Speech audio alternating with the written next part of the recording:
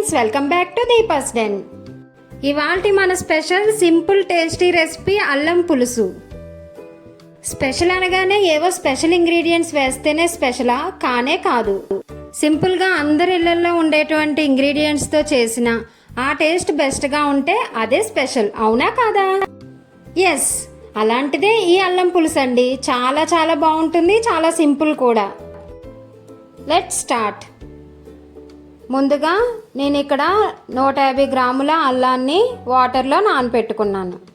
ముందుగా మిక్సీలో 2 పెద్ద సైజ్ కట్ చేసుకున్న ఉల్లిపాయల్ని ఇందులో వేసుకుంటున్నాను.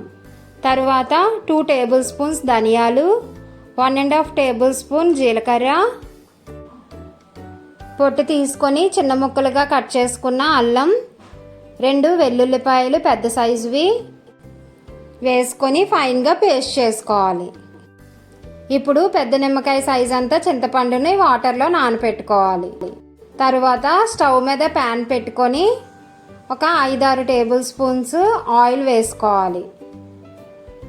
ఆయిల్ హీట్ అయ్యాక పోపు దినుసులు అంటే ఆవాలు, మినప్పప్పు, 2 ఎండుమిరపకాయలు వేసుకొని ఫ్రై చేసుకోవాలి.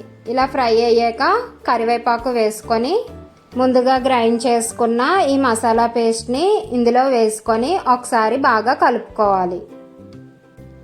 తరువాత ఇందులో 1 టేబుల్ స్పూన్ కారం, 1 టేబుల్ స్పూన్ పసుపు, తగినంత ఉప్పు వేసుకొని ఒకసారి బాగా మిక్స్ చేసుకోవాలి. ఇప్పుడు ఇది ఒక 2 మినిట్స్ పాటు మీడియం ఫ్లేమ్లో కుక్ చేసుకోవాలి. తరువాత నానబెట్టుకున్న చింతపండు రసాన్ని ఇందులో వేసుకోవాలి.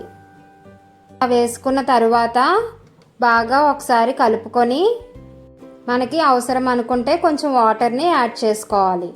తరువాత 1/2 ఇంచు బెల్లం ముక్కని వేసుకోవాలి. ఇది మీకు నచ్చితే వేసుకోవచ్చు, లేదంటే స్కిప్ చేయొచ్చు. 5 మినిట్స్ పాటు ఇలాగా మీడియం ఫ్లేమ్ మీద పెట్టుకొని కుక్ చేసుకోవాలి. లాస్ట్లో కొత్తిమీర వేసుకొని స్టవ్ ఆఫ్ చేసుకుంటే సరిపోతుంది. అంతే, ఎంతో ఆరోగ్యకరమైన ఈ అల్లం పులుసు రెడీ. ఈ వర్షాకాలంలో అల్లం పులుసు చేసుకొని తింటే పెద్దగా వేడి కూడా చేయదు. ఇప్పుడున్న ఈ కోవిడ్ పరిస్థితుల్లో ఈ అల్లం పులుసు మన ఆరోగ్యానికి చాలా చాలా మేలు చేస్తుంది. నచ్చింది కదా? మరైతే మీరు కూడా తప్పకుండా ట్రై చేసి ఎలా ఉందో మాకు కమెంట్ రూపంలో తెలియచేయండి. దయచేసి ఈ ఛానల్ని లైక్ చేసి, షేర్ చేసి, సబ్స్క్రైబ్ చేసుకోండి. Thank you for watching.